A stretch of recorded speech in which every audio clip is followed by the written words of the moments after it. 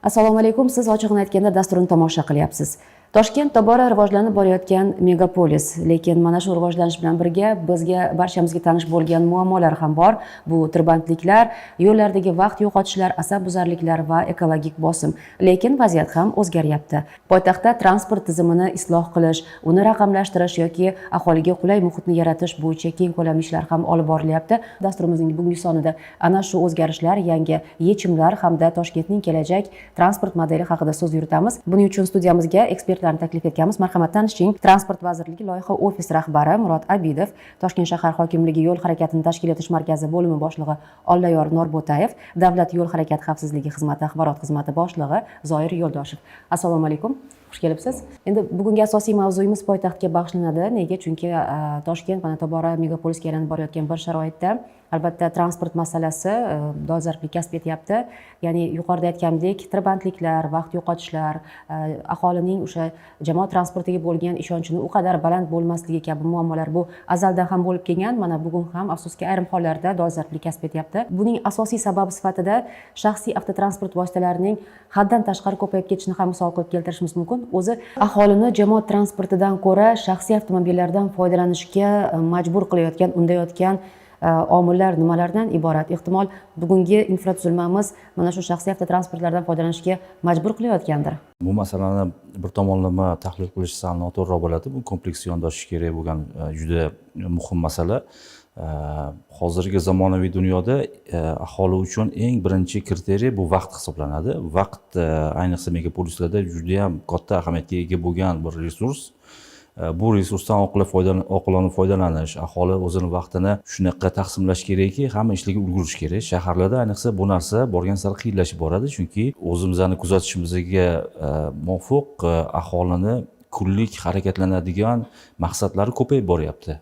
Bundan bir necha yillar oldin uyga, ishga nari borsa bir savdo bir yumushlari bilan do'konga o'tib borilardi. Hozirgi kunda mana shunaqa boradigan maqsadlar ko'payib ketyapti. Bu ko'payib ketayotgani harakatlanishi bo'lgan ehtiyoji oshishga olib kelyapti. Undan tashqari aholimiz soni oshib boryapti. Poytaxtimizdagi yashaydigan aholi o'zini tug'ilib o'sgan hududiga sig'masdan yana yangi turar joylarga ko'chib chiqyapti va poytaxt atrofida ham, aglomeratsiya hududida ham juda ham zichligi yuqori bo'lgan turar joy majmualari, hududlari paydo bo'lyapti. Bu narsa hammasi yana transport tizimiga qo'shimcha yuklamani hosil qilib, ya'ni oldin bitta mahallada yashagan odamlar bo'lsa, hozir mahallaning tashqarisida, ya'ni shahar tashqarisida yangi turar joyga ko'chib chiqib, ular har kuni yana o'sha shahardagi maktabga, o'sha ish joyiga, bog'chaga qatnashi hisobidan qo'shimcha yo'l tarmoqlariga yuklama hosil qilyapti. Bularning hammasi kompleks olib qaraganimizda shaharni rivojlanishini belgisi bo'lsa, bir tomondan aholini turmush tarzi oshyapti, urbanizatsiya jarayonlari ketyapti, lekin ikkinchi tomondan harakatlanishga bo'lgan ehtiyoji oshishi transport yuklamasini ham keltirib chiqaradi. Buni hozir suhbatimiz boshida aytib o'tdingiz, nimaga jamoat transportiga ishonch yo'q? Ishonch yo'q emas, ishonch bor. Bizani poytaxt jamoat transportini o'rtacha 1 kilometrda to'g'ri keladigan yo'lovchilar soni rivojlangan davlatlardagi yo'lovchi soniga teng keladi. Shunaqa katta yuqori samaradorlikda ishlayapti hozirgi kundagi jamoat transport tarmog'imiz. Lekin bu shahrimizdagi transportga bo'lgan ehtiyojni ta'minlab bera olmayapti. Ya'ni jamoat transporti taklifi yetarli emas. Demak, yetarli bo'lmagan asosida. Aynan. Yetarli bo'lish uchun nima qilishimiz kerak? Mana butun katta megapolislarni olib qaraydigan bo'lsak, jamoat transportini asosiy bir karkasi hisobida yo tramvay yo'llari yoki metropoliten liniyalari shaharning asosiy arteriyalardan harakatlanadi, to'g'riga belgilangan bo'ladi. Masalan, Moskvani olamizmi, bu Yevropa shaharlarini, Osiyo davlatlaridagi katta megapolislarning hammasida metropolitenga asoslangan jamoat transportini asosiy tarmog'i bor. Keyin qolgan tarmoqlar unga bog'lanadi. Toshkent shahrida bilasiz, 3 ta asosiy yo'nalishlar bor, metropoliten tarmog'i ketgan. Shahrimizdagi asosiy arteriyalar soni 9 ta. Shahar markaziga, shahar tashqarisidan keladigan. Undan tashqari bizda yana 3 ta halqa ko'chalarimiz, yo'llarimiz bor. Mana shu 3 ta halqa yo'limiz bilan 7 ta, demak, bizga kirib keladigan asosiy yo'l, ko'cha tarmoqlarimizni jamoat transportini tezyurar, katta tashuv quvvatiga ega tizimi bilan ta'minlashimiz kerak. Bu aynan metrobus tizimlari hozirgi kunda birinchi qilishimiz kerak bo'lgan. Uni ham metro qilsak bo'ladi, lekin metroni qurilishiga bizga yillar vaqt ketadi, ham bu qimmat bo'ladi. Aholimiz uchun hozir kerak harakatlanishga imkoniyat.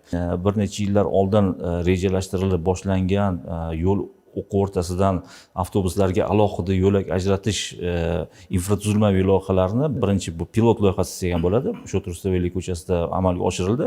Bundan keyingi loyihalar ham xuddi shu shahrimizda asosiy transport arteriyalari bo'lgan ko'chalarga belgilab o'tilgan, mana shu yo'llarga belgilangan. Bular yilma-yil bosqichma-bosqich joriy etiladi va bu tizim o'zaro bog'liqlikni ta'minlagan shu yo'llar qurilgandan keyin aynan o'sha ko'chalardan hozirgi kundagi yo'nalishlar tarmog'iga qo'shimcha ravishda faqatgina to'g'riga harakatlanadigan metrobus, avtobus yo'nalishlari qo'yiladi. Bu ya'ni katta tashuvchi quvvatiga ega bo'lgan avtobuslar ham 18 metrdan kattaroq avtobuslarni joriy qilinadi bu paytlarda.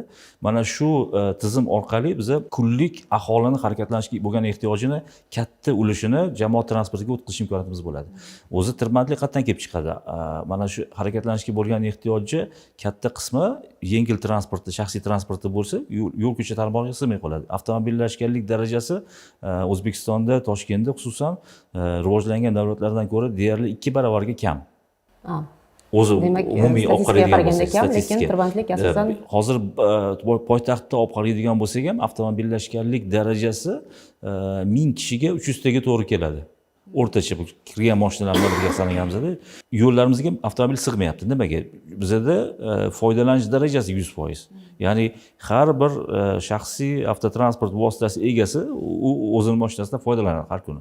Rivojlangan shaharlarda qanaqa? Ularda avtotransport vositalaridan faqatgina dam olish kunlari, kerak paytda mehmonga borganda foydalanishadi. Qolgan payt jamoat transporti qulay qilingan. Shunaqa qulay qilinganki, shaxsiy transportdan ko'ra birinchi navbatda vaqt bo'yicha, raqobatbardoshligi vaqt bo'yicha hamda piyoda imkoniyatda yetib borish bo'yicha juda ham xavfsiz ham qulaylik yaratilgan. Xuddi shu formatda jamoat transportini rivojlantirib borish uchun mana shu o'tgan yilgi dekabr oyidagi qaror qabul qilingan. Murod aka, albatta hozir yechimlar va qarorga batafsil keyinroq to'xtalamiz. Siz to'g'ri aytdingiz, mana bugungi kunda o'sha tirbandliklarning asosiy muammolarini sanab o'tdingiz va nega jamoat transportidan foydalanish kamroq degan savolga aynan shu jamoat transporti o'sha aholining kundalik harakatlanish ehtiyojlarini qondirish uchun yetarli darajada hali javob bermaydi.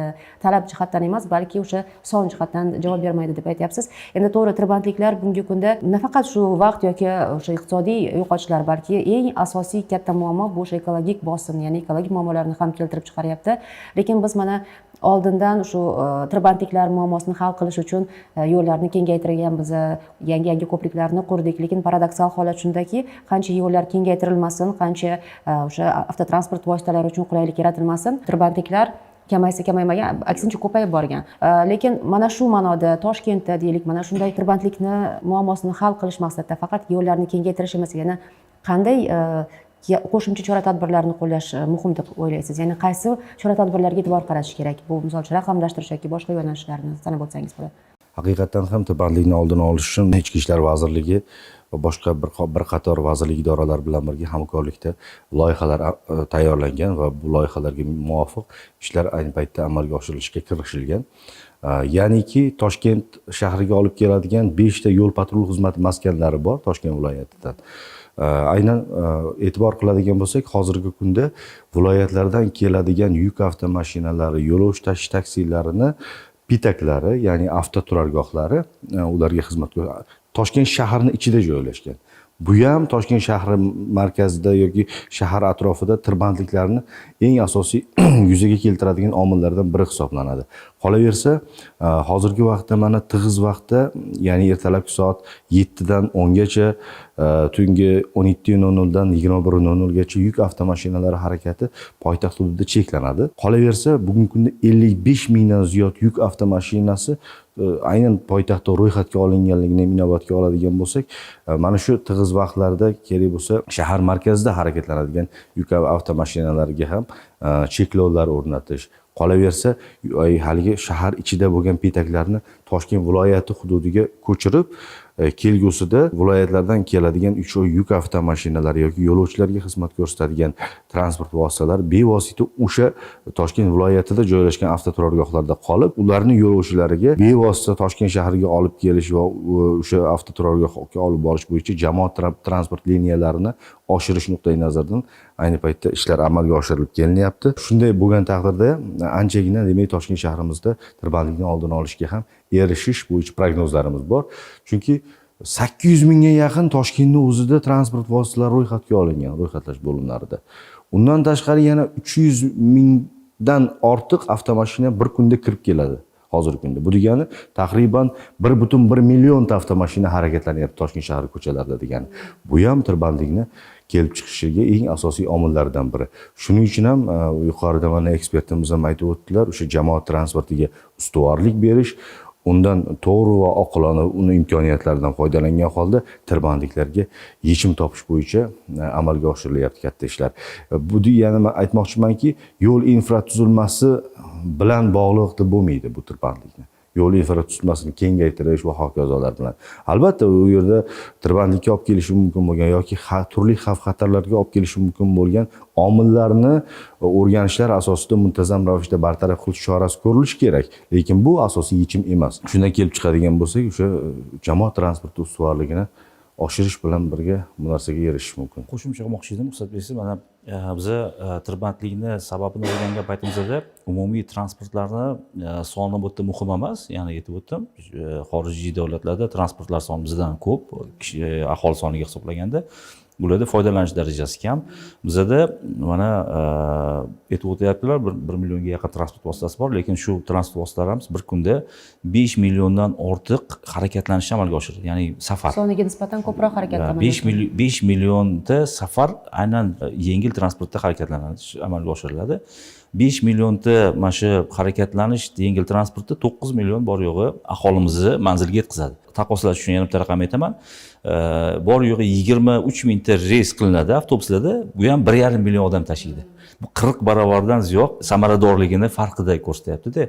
1,5 million taxminan aholimizni jamoat transportiga jalb qiladigan bo'lsak, yengil transportdagi umumiy bosib o'tiladigan masofa, probeg deyiladi-ku, yengil transportdagi masofa shaharda taxminan 9.7 million kilometrga kamayadi bir kunlik. Agar jamoat transportiga 1,5 million odam o'tsa, yana shuncha odam o'tsa, buni imkoniyati bor. Biz jamoat transporti yo'lovchilarini hozirgi kundagi 1,5 million avtobus, 1 million metro tashiyotganning ustiga yana 3 millionga oshirishimiz kerak. O'zi ko'chalarimizdagi yuklama to'g'ri taqsimlanishi uchun. Buni jamoat transportini hozir aytib o'tdik, 40 marotaba haligi yo'llarga yuklamasi kamayadi. Lekin ko'chalarimiz mana shu jamoat transportini qabul qilishga, ya'ni unga xizmat ko'rsatishga qanchalik tayyor infratuzilmasi?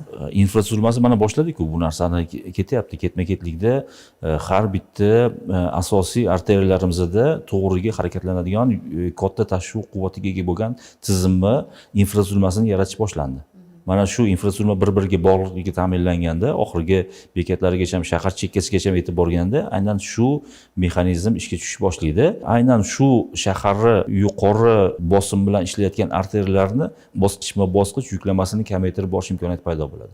Siz mana yuqorida haqiqatan ham Murod aka misol qilib Shatur Rustaveli ko'chasini keltirdingiz. Ya'ni bugungi kunda o'sha yo'l harakatini tartibga solishda yo'lga qo'yilgan yangi mana shu ko'cha ham haqiqatan ham o'z samarasini beryapti. Buni shaxsan o'zim foydalanuvchi sifatida ayta olaman. Barcha transport vositalari uchun, harakati uchun juda qulay bir infratuzilma yaratilgan. Endi Oliyor aka, sizga savolim bor edi.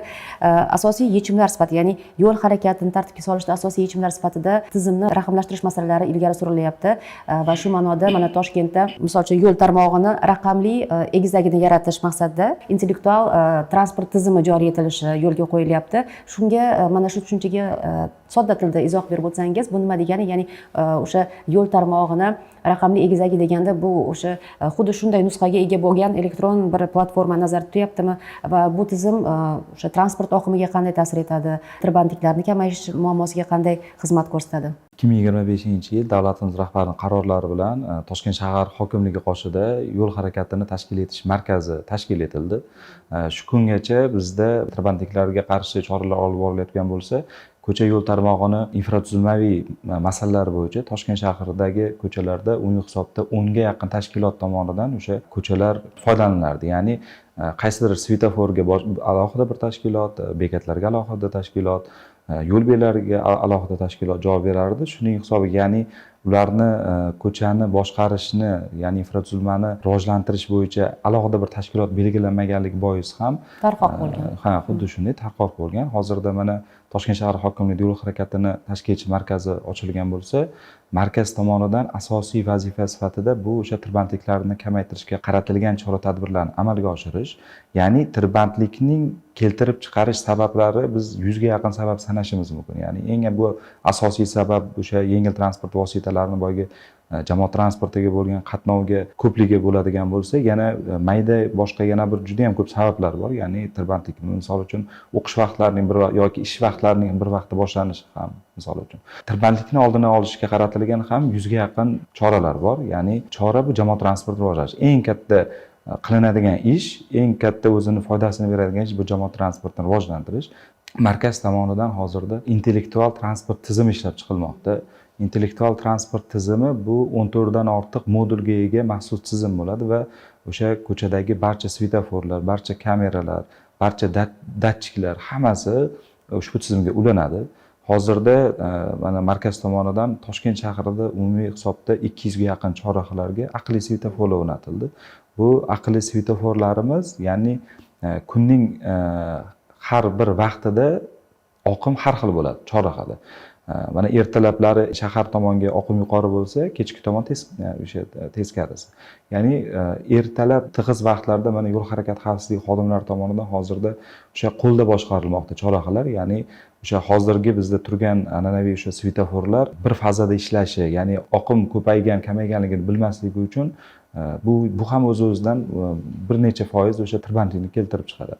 Yo'l harakati xavfsizlik xodimlari tomonidan hozir qo'lda boshqarilayotgan bo'lsa, endilikda mana 200 ta chorrahada hozir o'sha aqlli svetofor o'rnatildi va yaqin kunlarda qolgan Toshkent shahrining yana qolgan barcha 700 ta chorrahalariga ham aqlli svetoforlar o'rnatiladi va bizda intellektual transport tizimining hozirda 2 ta moduli o'sha ishlab turibdi.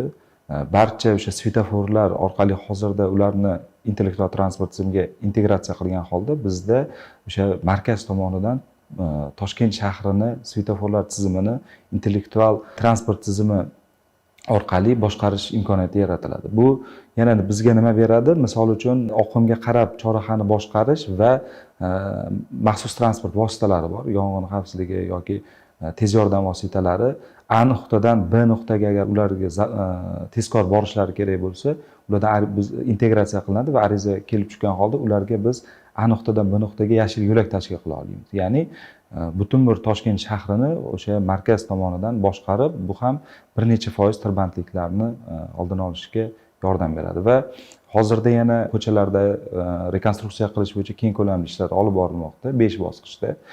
Bularda kompleks yo'l harakatini to'g'ri tashkil etish, ya'ni svetoforlar, yo'l belgilari, avtobus bekatlarini qayta rekonstruksiya qilish, ko'chalarda yo'l yotiq chiziqlarini qaytadan chizish, ya'ni yo'l harakatini o'sha yangi ilmiy asoslangan holda to'g'ri tashkil qilish bo'yicha ham keng ko'lamli ishlar amalga oshirilmoqda. Ya'ni yo'l tarmog'ini o'sha raqamli egizagi deganda mana shu siz sanab o'tgan tizimni misol qilib keltira olamiz, to'g'rimi? Xuddi shunday boshqarishda osonroq bo'lishi uchun. Intellektual transport tizimi. Man ozgina qo'shimcha qilaman. Aynan bugungi kunda svetoforlar bor. Bu svetoforlar alohida ishlaydi hammasi. Intellektual transport tizimida bu svetoforlar bir-biri bilan bog'langan, ya'ni muvofiqlashtirilgan. Muvofiqlashtirilgan degani bitta svetofordan chiqayotgan transport oqimini hajmi keyingi svetofor hazm qila oladigan darajadagi oqim chiqaradi. Oqimlarni boshqaradimi shunday? Xuddi shunday oqimlarni porsiyaga bo'lib keyingi chorrahalarga o'tkaziladi. Agar oqim ko'payib ketadigan bo'lsa, yo'ldagi svetoforlar uni bo'lib turadi, keyingi svetoforda bu yig'ilib qolmasligi uchun. Tirbandlik qayerdan kelib chiqadi? Asosan svetoforda bitta sikli bor, to'liq yonib o'tib bo'lguncha bo'lgan vaqtda, mana shu vaqtida chorrahada turgan transportlar to'liq o'tib ketishi kerak. Agar o'tib ketmaydigan bo'lsa, bu svetofor sikllari almashishi hisobiga o'tdagi qolgan mashinalar yig'ilib keyingi chorrahagacha ham yetib boradi dumi. Mana shuni oldini olish maqsadida muvofiqlashtirilgan svetofor boshqaruv tizimi aynan shu aqlli svetofor tizimi yoki intellektual transport tizimi deyiladi. Bir-biri bilan muvofiqlashgan holda ishlaydigan hozirgi kunda mana 200 ta deyilyapti svetofor obyektlari bog'langan. Shahrimiz bo'yicha umumiy 900 ta svetofor obyektlari bor. Uni 700 tasini yana joriy qilinadi. Butun shahar bitta yagona muvofiqlashtirilgan boshqaruv tizimiga biriktiriladi. Shunda shahrimizdagi barcha transport oqimlarini intellektual boshqarish imkoniyati paydo bo'ladi. Buni keyin oqimlarni o'rganish natijasida umumiy koridorlardan ketayotgan oqimlar qaysi tomonga yo'naltirilyapti, qanaqa oqim qaysi payt qayerga harakatlanadi, shunga qarab turib alohida boshqaruv fazalari ishlab chiqiladi. Mana shu fazalar orqali boshqariladi. Kun davomida bu oqimlar o'zgarib boradi. Mana shu o'zgargan paytda ham bularni svetofor fazalarini kerak tomonga ko'paytirib, kamaytirib yuboriladi va shu bilan birgalikda mana shahrimizda bilas poytaxt bo'lgandan keyin ko'p tadbirlar o'tkaziladi, qaysidir ko'chalar bekiladi, qaysidir ma'lum bir paytlarda yoki umumiy yo'l ko'cha tarmoqlarida har xil avariya ishlari olib boriladi. Ya'ni nimadir ta'mirlash ishlari olib borilganda ham mana shu paytlarda ham mana aynan intellektual boshqaruv tizimlari oqimlarni kerak tomonga yo'naltirish imkoniyati paydo bo'ladi. Ya'ni kerakli tomonga burilish bo'yicha fazalarni ko'paytirib, aylanib o'tadigan yo'llarni ochib beradi koridorlar. Murat aka, mana siz yuqorida aytgan barcha imkoniyatlar endi Olayor aka aytganlaridek yo'l harakatini tartibga solish markazi tomonidan markazlashgan tarzda amalga oshirilishi rejalashtirilyapti, to'g'rimi? Lekin shu o'rinda savol paydo bo'ladi. Albatta, bunday tizimni boshqarish va uni to'g'ri tartibga solishda bu faqat sun'iy intellekt yoki bu texnologiyalarni o'rni emas, balki inson omilining ham katta o'rni bor. Shu ma'noda mana shu markazni boshqarishda bugungi kunda malakali va haqiqatdan ham o'z sohasini, o'z kasbini ustasi bo'lgan mutaxassislar qanchalik yetarli? To'g'ri ta'kidlab o'tdingiz, ya'ni o'sha markaz xodimlari o'sha soha mutaxassislaridan tashkil topgan. Bu ham mahalliy, ham xorijiy mutaxassislardir. Ya'ni o'sha mahalliy mutaxassislarimiz ham mana shu ko'cha yo'l tarmog'i bo'yicha juda ham katta tajribaga ega bo'lgan mutaxassislar yig'ilgan va xorijdan ham o'sha Belorussiya, Rossiya va yana bir nechta o'sha davlatlardan ham o'sha xorijiy mutaxassislar jalb qilingan. Tushunarli, rahmat. Mana endi hisobotlarga ko'ra, bugungi kunda aholining 142 ming nafari shaxsiy avtotransport vositalaridan voz kechib, jamoat transportiga o'tganligi aytilyapti. Bu juda yaxshi ko'rsatkich desa ham bo'ladi. Mana shu ko'rsatkichni yanada oshirish va bundan tashqari aholini o'sha yuqori daromadli qatlamini ham jamoat transporti, xususan avtobus yoki metrolardan foydalanishga nafaqat o'sha tezkorlik vositasi orqali, balki yana qaysi omillar bilan mana shu jamoat transport vositalarini jozibadorligini oshirish mumkin deb o'ylaysiz? Vazirlar Mahkamasi qarori bilan Toshkent shahrida haftaning chorshanba kuni umuman respublikamizda haftaning juma kunlarida yo'l harakati targ'iboti kuni sifatida belgilangan. Hamda avtomobilsiz kun tadbirlari o'tkazilishi belgilangan. Men alohida aytgan bo'lardimki, 2000 dan ziyod davlat tashkilotlari borda poytaxt Toshkentda faoliyat yuritadigan. 300 ga yaqin yirik korxonalar, 326 ta maktablar, 91 ta oliy ta'lim muassasalari mavjud. Va bu mana shu tashkilotlarga, oliy ta'lim muassasalariga qatnayotgan fuqarolarimiz bevosita o'zlarining shaxsiy transportlaridan foydalanyapti. Misol uchun bitta avtomashinada bitta yo'lovchi bo'lishi mumkin, yo u yo'qda. Lekin o'sha shaxsiy avtomashinasida yo'l qatnov qismini baribir tirbandligiga hissa qo'shib turibdi.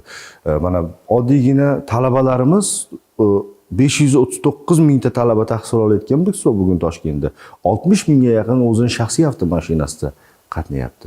Bu ham tirbandlikka sezilarli ta'sir ko'rsatadi. Shuning uchun ham fuqarolarimizni o'zi avvalo birinchi o'rinda tirbandlikni oldini olish uchun jamoat transportida imkoniyat bor. Mana aytilyapti, o'sha jamoat transportiga o'tirib u yerga agar ishlariga, yumushlariga yoki o'qishlariga borib kelish bo'yicha agar o'tsalar, foydalansalar jamoat transportidan, bunda ham sezilarli darajada tirbandliklarni oldini olishga erishamiz. Hozirgi madaniyatni shakllantirish kerak. Xuddi shunday. Hozirgi kunda ham to'g'risi tirbandlik bu hammaning muammosida. Ertalab soat 7:00 dan yo'l patrul xizmati xodimlari agar qarasangiz, o'sha tirband chorrahalarga, piyodalar o'tish joylarida shu tirbandlikni oldini olish uchun qaysi tomondan ko'proq potok avtomashinalar kelayotgan bo'lsa, tezroq o'tkazib yuborish uchun xizmat faoliyatini olib boradi. Xuddi shunday tushli vaqtida ham bu tirbandlik oshadi. Kechki vaqtda ham uylariga qaytayotgan paytda faqat bu o'sha ortiqcha qiyinchiliklar, ovoragarchiliklarni keltirib chiqaryapti. Shuning uchun avvalo fuqarolarimiz, jamoatchilik ham bu muammoni oldini olishga birday o'zini hissasini qo'ysa, yana ham nur ustiga a'lo nur bo'lardi. Jamoat transportini jozibadorligi haqida gapiryapmiz. 2030-yilgacha jamoat transportidan foydalanuvchilarning ulushini 60% ga yetkazish rejalashtirilyapti. Bu ko'rsatkich strategik ahamiyatga ega ko'rsatkich hisoblanadi. Shu o'rinda bir savol paydo bo'ladi. Ushbu ulkan maqsadga erishishda oxirgi mila degan tushuncha bor, ya'ni so'nggi manzil.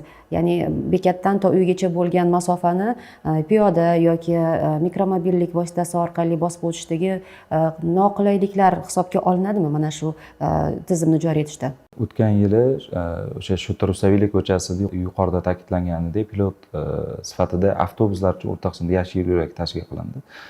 Bu yilda hozirda uning ikkinchi bosqichi, ya'ni davomi bu Yangi Sergeli, Shahrisabz va Amir Temur ko'chalarida va Mirzo Ulug'bek ko'chasining bir qismida o'sha xuddi Shota Rustaveli ko'chasi kabi piyodalar uchun yo'laklar, velosiped, o'sha mikromobil aholi uchun maxsus infratuzilma yaratilgan holda rekonstruksiya qilish ishlari belgilangan.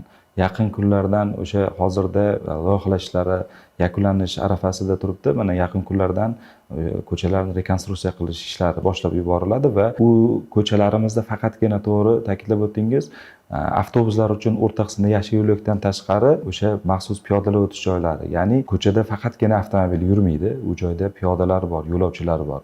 Birinchi o'rinda bizda piyodalarning manfaatini himoya qilgan holda va ikkinchi o'rinda mana yo'lovchilarimizga tezkor va sifatli jamoat transporti xizmatini ko'rsatish, ya'ni tirbandlikni oldini olish uchun biz o'sha 2030-yilgacha qatnovlarni 60% ga olib chiqishimiz uchun biz tezkor, ya'ni jamoat transporti yengil transport vositasidan ham tezkor bo'lishi kerak. Xuddi shu maqsadda rekonstruksiya qilish ishlari amalga oshiriladi.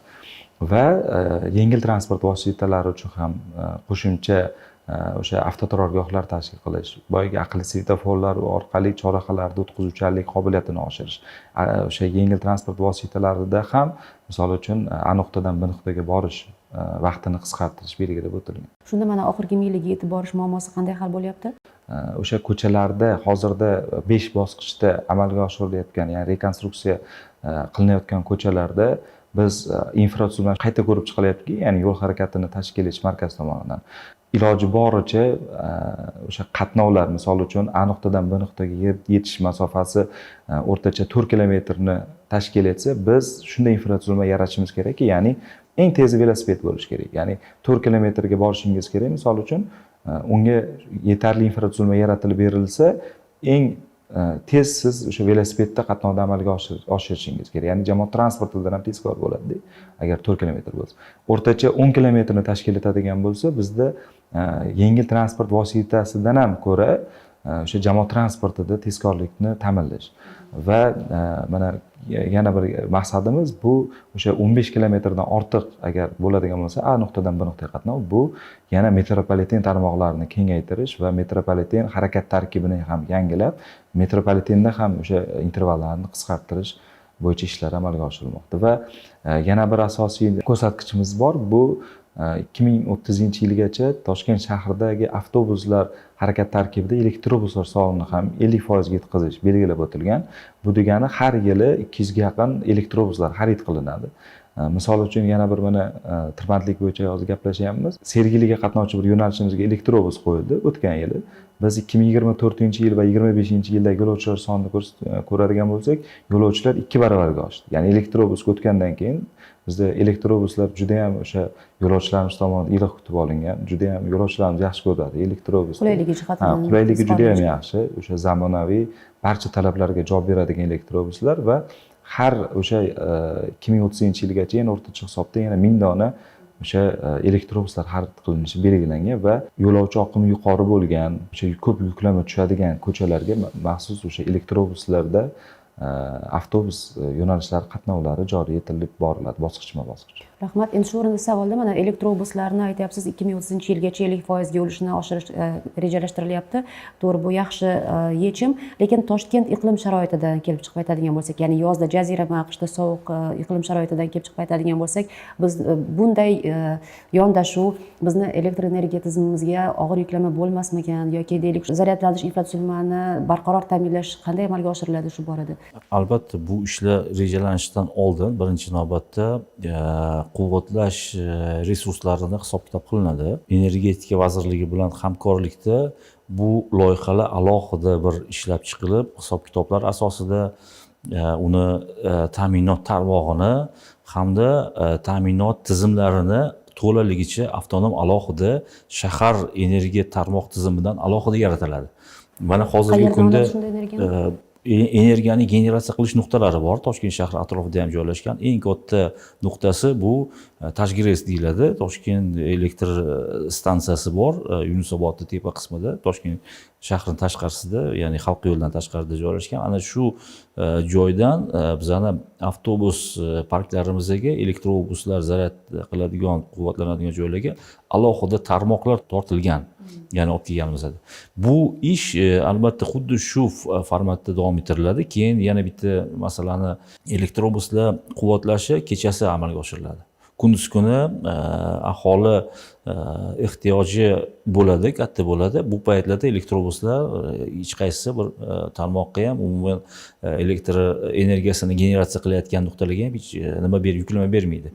Kechqurun hamma elektr tarmog'iga yuklama pasaygan paytda zaryadlash ishlari, ya'ni elektrobuslarni quvvatlash ishlari aynan shu paytga to'g'ri keladi. Ya'ni bir quvvat, kechki quvvat kunduzga tungi bemalol yetadi. quvvatlashga qo'yilgan. Tungi quvvatlashda elektrobuslarimiz 300 kilometrgacha harakatlanadi. Atidan shunaqa elektrobuslarni quvvatlash tizimi tanlanganki, ya'ni bir nechta oldimizda variantlar bo'lgan edi. Elektrobuslarni birinchisini olib kelishdan oldin biz yanglishmasam bir 6 ta har xil davlatlardagi ishlab chiqilgan har xil turdagi elektrobuslarni Toshkent shahriga olib kelib sinab ko'rilgan. Bu sinovlardan eng muvaffaqiyatli o'tgani mana shu hozirgi kunda Toshkent shahrida yurgan Yutong rusumli elektrobuslarimiz 12-model deyilar ekan. Bu Yutong kompaniyasining ham eng haligi samarali chiqqan modeli hisoblanar ekan. O'zligi ham shuni ta'kidlashdi. Boshqa ekspertlardan ham buni eshitdik.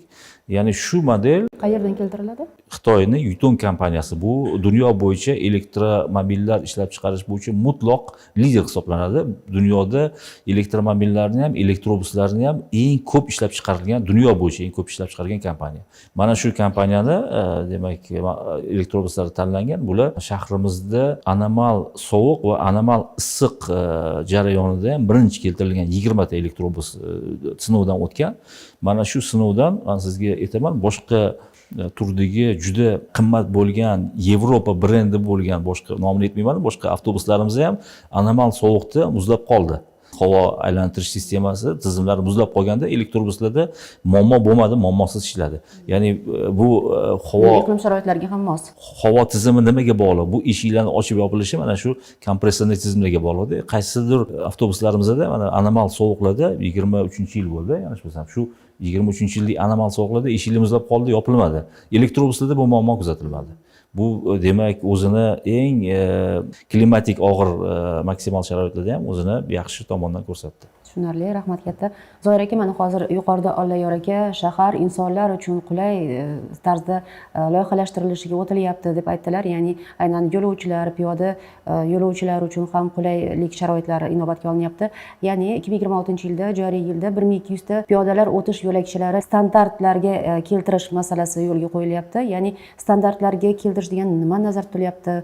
Bu degan o'sha yo'l geometriyasini bir tubdan o'zgartirish nazarda tutilyaptimi yoki o'sha piyodalar uchun xavfsizlik orolchalari yoki yo'llarni toraytirish kabi keskin chora-tadbirlar nazarda tutilyapti? Mana shu haqida bir ma'lumot berib o'tsangiz. Savolingiz ichida javobini ham o'zingiz berib o'tyapsiz. Haqiqatan ham yo'lda mana tirbandlik deymiz, transport sohasini rivojlantirish deyapmiz, boshqa. Eng birinchi masala yo'ldagi xavfsizlik. O'sha haydovchi uchun ham, piyoda uchun ham, yo'lovchi uchun ham xavfsiz harakat tashkil etish kerak. Qulaylik va tirbandlikni oldini olish Bu hammasi ikkinchi daraja. Birinchi o'rinda shu ularning xavfsizligi ta'minlangan bo'lishi kerak edi.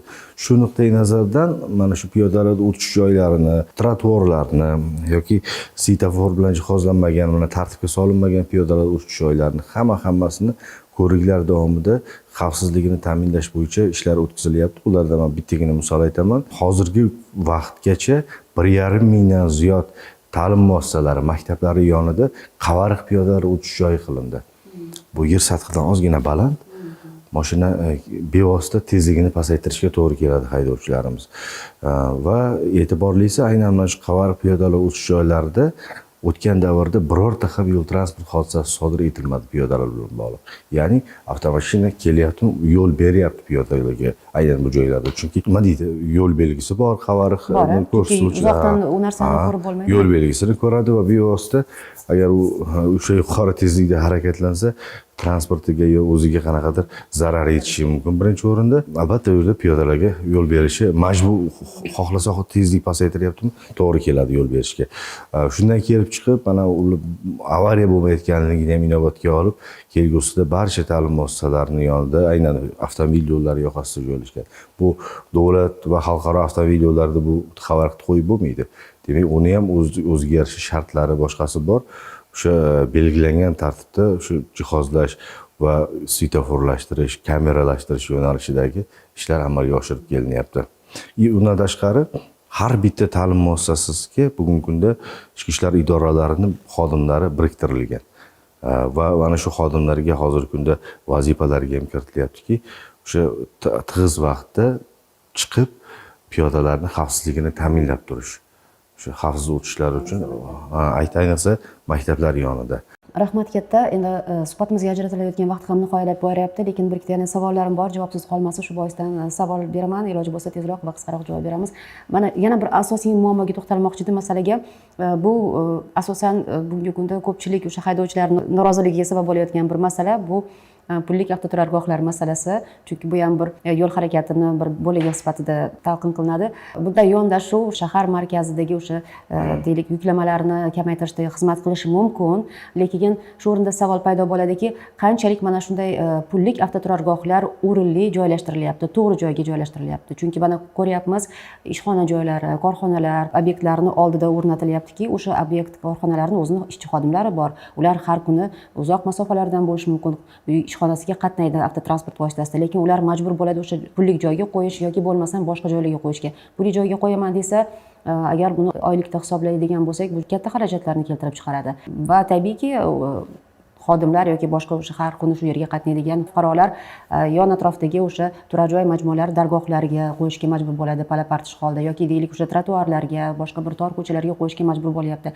Bir yerni tartibga solaman deb turib, boshqa yerni tartibsizligini keltirib chiqarishga sabab bo'lyapti. Shu ma'noda qanchalik mana shu avtoturargohlarni o'rnatishda o'sha ikki tomonni manfaati yoki ikki tomon qulayligi inobatga olinyapti. Chunki mana 2030-yilgacha mana shunday avtoturargohlar sonini yana 30 mingtaga oshirish belgilanyapti. Bu juda ham bahsli mavzu.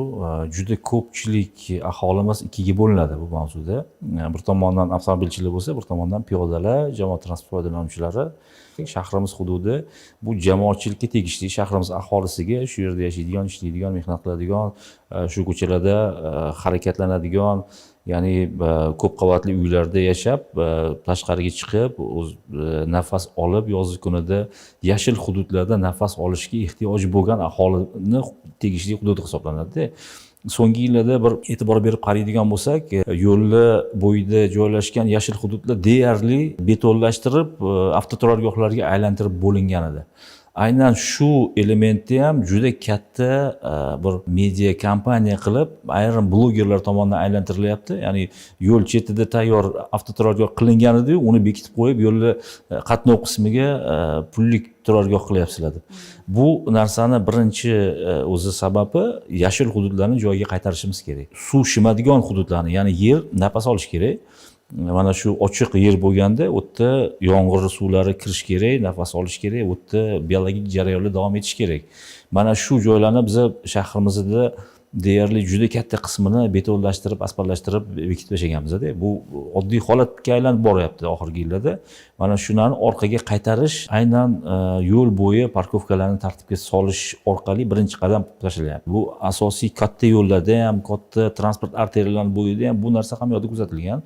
Faqatgina eng katta bir bizada hozir aytib o'tdim, 7 ta katta arteriyamiz bor, transport arteriyasi. Mana shu arteriyalarning ham juda ko'p joylarida yo'l bo'yida demak mana shunaqa yashil hududlar transport turar joylariga aylantirilgan edi. Hozir ham shunaqa. Buni bekitadigan joyi yo'q. Katta yo'lga chiqib sekin harakatlanadigan bo'lsangiz, yo'l chetida transport turishi uchun alohida kichkina parkovkalar shakllantirilgan. Bu oldin yashil hudud bo'lgan. Eng yaqqol misol mana Novay ko'chasidagi 6 tamiz oq ko'p qavatli binolar bor, oldingi Novay yarmarkani o'rniga tushgan joylar. Mana shuni oldida ham to'laligicha yashil hudud bo'lardi. Hozir borib aylaning, mana shu yashil hududda katta qismi men o'ylaymanki bir 80% dan ortig'i demak avtoturargohlarga aylantirib bo'lindi. Ya'ni yo'qotildi shuncha yer yashil hududimiz. Lekin shu o'rinda mana haydovchilar masalasi qanday bo'ladi? Endi bu ikkinchi tomoni, shahrimizni hamma uchun qulay qilish maqsadida hammaga harakatlanishga imkoniyat yaratib berishimiz kerak. Ya'ni odamlar transportda o'sha manziliga yetib borish imkoniyati bo'lish kerak, u qulay bo'lish kerak, xavfsiz bo'lish kerak, u aholini mablag'lariga to'g'ri keladigan, ya'ni daromadga to'g'ri keladigan bo'lish kerak. Mana shuni bir tomondan ta'minlab qo'yishimiz kerak, ikkinchi tomondan shaxsiy transportdan foydalanishi aholini yashash muhitini yomonlashtirmaslik uchun bir balans ushlash kerak-da. Mana shu davlat siyosatini olib borishda demak, u ham kompleks yondashuvni tashkil etadigan siyosat, ya'ni bir tomondan faqat bekitish kerak emas, yashil hududni qaytarish kerak. Ikkinchi tomondan o'sha jamoatchilik hududlarini ko'pchilik foydalanish imkoniyatini ham yaratib ketish kerak-da. Mana shu nuqtai nazardan yondashganimizda bu yo'l bo'yi parkovkalarni tartibga solish aynan jamoatga tegishli bo'lgan hududlarni jamiyatni o'ziga qaytarish hisoblanadi. Endi ikkinchi tomondan u yerda doimiy tekinga foydalanib yurgan aholimiz bor. Endi ular uchun albatta bu noqulaylik keltirib chiqaradi. Endi shu yerda yashaydigan yoki ishlaydigan albatta bu yashaydigan, ishlaydiganlar alohida mavzu. Yashaydigan aholi uchun bu rezidentlik litsenziyasi degan bir yo'nalish bor. Buni ham hozir ishlab chiqilyapti. Ya'ni aholi yashaydigan hududda joriy etilgan pullik parkovkalar aynan shu aholi uchun alohida bir imtiyozli tarifda joriy qilinadi. Bu narsa juda ham past tarif bo'ladi yoki tekin bo'ladi. Shunaqa darajaga tushiriladi. Kechki paytlarga. Hozir ham boshakali 8, kechki 8 dan keyin tekin qilib qo'yiladi. Hamma yo'q shunaqa, lekin aynan aholi yashaydigan hududlarga tegishli bo'lgan joyini alohida yana joriy etilyapti. Bu imtiyoz masalasi ketyapti. Lekin biz jahon tajribasini olib qaraydigan bo'lsak, butun dunyoda avtomobillar turish joylari tekinga yo'q hech qayerda. Avtomobil yer masalasi qiyin bo'lgan hududlarda, masalan Singapurni oladigan bo'lsak, ularda yer juda ham muammoli. U yerda demak avtotransport sotib olishingizdan oldin 2 ta parkovka joyini sotib olishingiz kerak oldin foydalanish uchun. Usiz sizga avtotransport vositangizni ro'yxatga qo'ymaydi davlat. Aytmoqchi bo'lganim, davlat tomonidan har bitta transport vositasini egasi uchun tekin parkovka joyini ta'minlab berish bu imkonsiz. Yer resursi ko'paymaydi. Odam ko'payyapti, transport ko'payyapti, harakatlanish ko'payapti, yer ko'payayotgani yo'qda. Demak, sharoitdan kelib chiqib harakat qilish kerak deyapsiz. Albatta bu aholini harakatlanishga imkoniyati jamoat transportini biz bir tomondan yaxshilab boryapmiz. Ikkinchi tomondan bu siyosat bilan shaxsiy transportlardan foydalanishni bir tomondan tartibga solyapmiz. Ikkinchi tomondan umumiy jamiyatning manfaatini himoya qilgan holda uni kamaytirib borishimiz kerak. Chunki mashinalar ko'payib boryapti. Mana 5-6 yil oldin bunchalik darajada ko'p mashina bo'lmagan mana shahar markazida ham. Hozir oxirgi yillarda shahar markazida deyarli, ya'ni kvartallarning ichiga ham to'lib chiqdi, hamma yoq bo'sh joy qolmadi. Buni oddiy odam sezyapti-da. Rahmat katta. Endi asosiy mavzuyimiz bu o'sha jamoat transport tizimini tartibga solish masalasi. Endi jamoat transporti haqida gapirganda metropoliten haqida ham to'xtamasdan iloji yo'q. Metropoliten tarmog'ini 103 kilometrga yetkazish ko'zda tutilyapti. Ya'ni yer usti transporti bilan metroni o'rtasidagi bog'laydigan o'sha yagona interaktiv bog'lovchi HABS deyiladi. Turmush mana shu HABS tizimi yo'lga qo'yilyapti. Shu tizim haqida biroz qisqacha ma'lumot berib o'tsak, ya'ni bu qanday ishlaydi va bu o'sha oqimni qanday boshqaradi? Mana suhbatimiz boshida aytib o'tdim, shaharimizni asosiy arteriyalarida to'g'riga harakatlanadigan katta tashviq quvvatiga ega bo'lgan transport, jamoat transporti yangi turlari bizada hozir juda ham nimaga chiqqan, aktual bo'lib boryapti, borgan sari ehtiyoj oshib boryapti shu turlarga. Aynan shu asosiy transport arteriyalarimizda metropolitenni liniyalarini biz kengaytirib borishimiz kerak. Lekin metroni qurilishini, vaqtini, uni mablag'ini hisobga olgan holda boshlang'ich etaplar, ya'ni bosqichlar hisobida biz aynan o'sha metropoliten hozirgi kunda hali yetib bormagan, lekin qurilishi keyinchalik kelajakda bo'lishi kerak bo'lgan, aniq bo'lgan joylarda avtobuslarni yo'l o'qidan to'siqsiz harakatlanadigan tizimini shakllantirib, u yerga metroni o'rnini bir qismini bosadigan darajadagi to'g'riga harakatlanadigan 3 ta yoki 5 ta seksiyadan iborat bo'lgan katta sig'imli, o'ta katta sig'imli avtobuslarni yo'lga qo'yamiz. Bu birinchi bosqich bo'ladi. Undan keyingi parallel ravishda metropolitenni ham aynan shu arteriyalardan rivojlantirib borish talab etiladi. Bundan tashqari xabaringiz bor, shahrimizni kengaytirish bo'yicha Yangi Toshkent loyihasi bor. Mana shu Yangi Toshkent loyihasi bilan ham 3 ta metro liniyasini bog'laydigan loyihalar bor. Ya'ni Yangi Toshkent ham Toshkent shahrining ajralmas bir qismi hisoblanadi. Bu katta shahar ham, shahar kattalashganda ham ikkalasining orasida juda katta borish kelish bo'yicha transport ehtiyoji mavjud bo'ladi. Ularni ham hammasini aholining ehtiyojini qondiradigan darajadagi tizimlar shakllantirilib va ular bir-biriga uzviy bog'lanadi. Endi hab masalasiga keladigan bo'lsak, transport hablari deyilganda bir necha tur transport yoki transportlarning bir necha yo'nalishlari bir-birini kesishgan joyi. Bu transport hablariga mana misol qilib keltiradigan bo'lsak, Paxtakor metro stansiyasi, mana shu Paxtakor metro stansiyasi Chilonzor liniyasini Paxtakor bekati bilan hamda O'zbekiston liniyasini Alisher Navoiy bekati bilan bog'langan. Va yer usti transporti bilan qanday bog'langan? Yer usti transportlari o'tdan 20 dan ortiq shu hududdan, ya'ni metroga piyoda yetib borish imkoniyati bo'lgan, piyoda harakatlanish imkoniyati bo'lgan bekatlardan 20 dan ortiq shahrimizning deyarli barcha tumanlariga qatnaydigan jamoat transportlari bilan bog'langan, shu piyoda yetib borish imkoniyati bo'lgan. Mana shu formatdagi demak hablani birinchi navbatda shahar ichidagi kesishmalardan, ikkinchi navbatda shahar tashqarisidagi boya aytib o'tganlari habla shahar tashqarisida tashqaridan kelayotgan oqimni tutib qoladigan va yengil transportdan jamoat transportiga yo'naltiradigan habla bo'ladi. Mana shu hablaga birinchi bosqichlarda demak biz tez yurar katta tashviq quvvatiga ega bo'lgan jamoat transport turlarini rivojlantiramiz. Keyingi bosqichlarda bu albatta metropolitenni olib chiqishga to'g'ri keladi. Baribir aholi chunki katta ehtiyoji bo'ladi bu kirib keladigan arteriyalardan. Rahmat katta. Endi mavzuni xulosalaylik. Mana yuqorida aytdik, haqiqatdan ham Toshkent shahri bugungi kunda avtomobil uchun shahar emas, shahar konsepsiyasidan mana aholi uchun, inson uchun shahar tamoyiliga o'tyapti va bu jarayonda nafaqat infratuzilmani, balki o'sha aholini yillar davomida shakllanib kelingan shaxsiy avtotransport bu yagona qulay vosita degan dunyoqarashiga ta'sir etishi uchun nima so'zlar aytgan bo'laringiz? Ya'ni qanday o'zgartirish mumkin? Birinchi masala mana nimaga shaxsiy transport vositasi asosiy transport vositaga aylanib qolgan? Bu odamlarning fikrida shunaqa bo'lib qolganda. Nimagaki mana yosh oila tasavvur qiling, jamoat transportidan foydalanib turgan bir paytlar yosh bo'lganda o'qishga, ishga bir narsaga qatnagan, keyin yosh bolali bo'lgandan keyin jamoat transportiga chiqish imkoni bo'lmagan. Mana shu bizning oxirgi yillarda boshlagan islohotlarimizdan oldingi jamoat transportini ko'z oldingizga keltirib tasavvur qilsangiz, kichkina Isuzular bo'lgan. U yoqqa to'g'ridan to'g'ri bo'y ko'tarib chiqishi ham xavfli bo'lgan, chunki peshonani urib olish xavfi bo'lgan, juda katta o'sha kichkina Isuzularda. Yosh bola bilan umuman chiqish imkoniyati bo'lmagan, kalaska bilan umuman gapirmasa ham bo'ladi. Hech qanaqa infratuzilma ham, harakat tarkibi ham moslashtirilmagan bo'lgan. Juda ham kam qism pasportli avtobuslarimiz bo'lgan.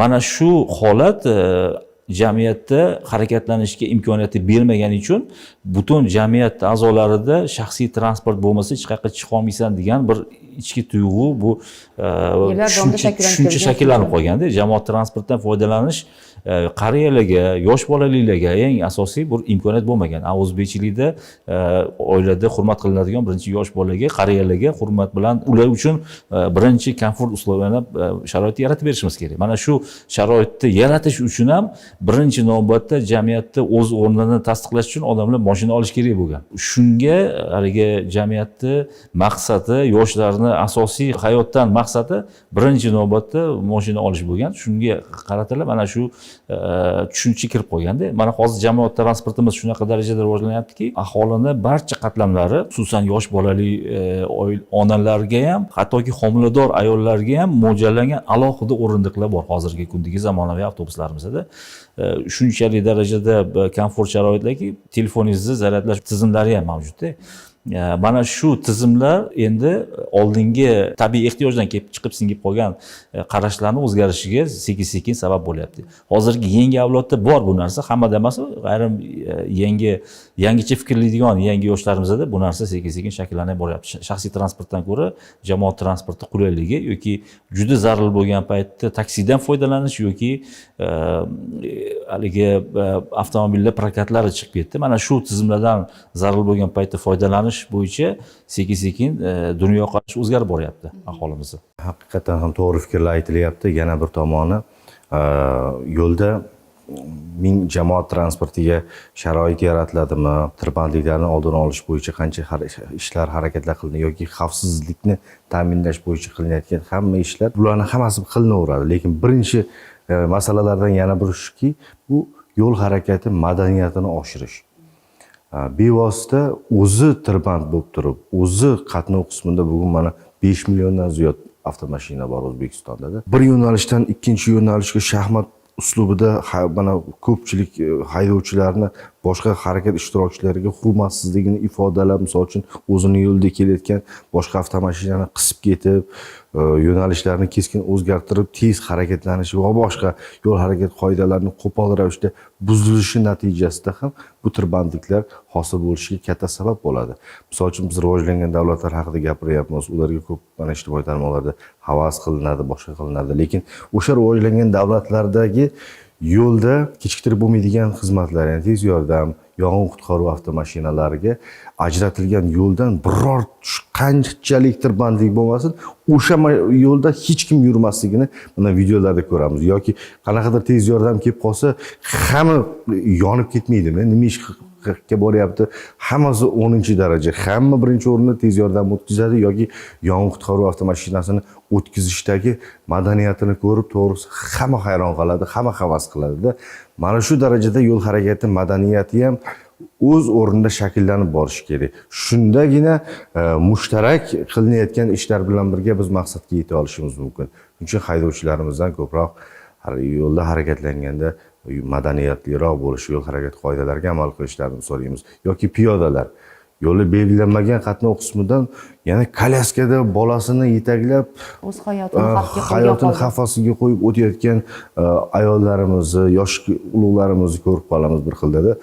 Avvalo o'zi tugagan holatlar qanchadan qancha. Albatta, avvalo o'zi namuna bo'lib yoshlarga to'g'ri yo'li harakatlarga, yo'l harakat qoidalariga rioya qilsa, shuncha yo'lda xavfsizlik ham ta'minlangan bo'lardi va bevosita ko'plab muammolarning oldi olingan bo'lardi. Yo'lda madaniyatli bo'lish, qoidalarga rioya qilish bu eng asosiy talablardan biri. So'zimiz yakunida shuni ta'kidlamoqchimanki, ya'ni hozirda mana ko'cha Toshkent shahrida rekonstruksiya qilish ishlari amalga oshirilayotgan bo'lsa, o'sha barcha harakat qatnashchilaridan ushbu ta'mirlash ishlari doirasida amalga oshirilayotganda qaysidir joyda misol uchun yana qo'shimcha tirbandlik sodir bo'layotgan bo'lsa, buni uzr so'ragan holda bizning asosiy maqsadimiz o'sha yo'l harakat qatnashchilariga qulay sharoit yaratish, shahar piyodalar uchun qilib modernizatsiya qilish ekanligini eslatib o'tmoqchiman va oxirgi yillarda mana infratuzilma bo'yicha juda ham katta muammolar yig'ilib qolgan bo'lsa, mana hozirda o'sha markaz tomonidan amalga oshirilayotgan ishlar doirasida o'sha xavfsiz va dunyo talablariga javob bergan, ilmiy asoslangan infratuzilma yaratilmoqda. Ushbu infratuzilmamizdan yana bir tomoni bu aholimiz tomonidan ham o'sha yo'l harakati xavfsizligiga rioya qilgan holda harakatlanishi maqsadga muvofiq bo'ladi. Endi bugungi mavzuyimiz asosan poytaxt Toshkent shahri transport tizimi islohotlariga bag'ishlandi. Albatta keyingi sonlarda respublikaning boshqa hududlariga ham to'xtalamiz. Rahmat katta mazmunli suhbat uchun, vaqtingiz uchun va qiziqarli ma'lumotlar uchun minnatdorlik bildirib qolamiz. Bugungi suhbatimizdan shu ma'lum bo'ldiki, demak poytaxt shahrimiz nafaqat harakatlanish uchun, balki insonlar uchun ham tobora qulay bo'lib boryapti. Eng muhimi bu o'zgarishlarning samarasi sizu bizning har birimizning ongli va mas'uliyatli yondashuvimizga bog'liq. Shuni unutmaslik kerak. Siz ochiqni aytganda dasturini tomosha qildingiz. E'tiboringiz uchun rahmat.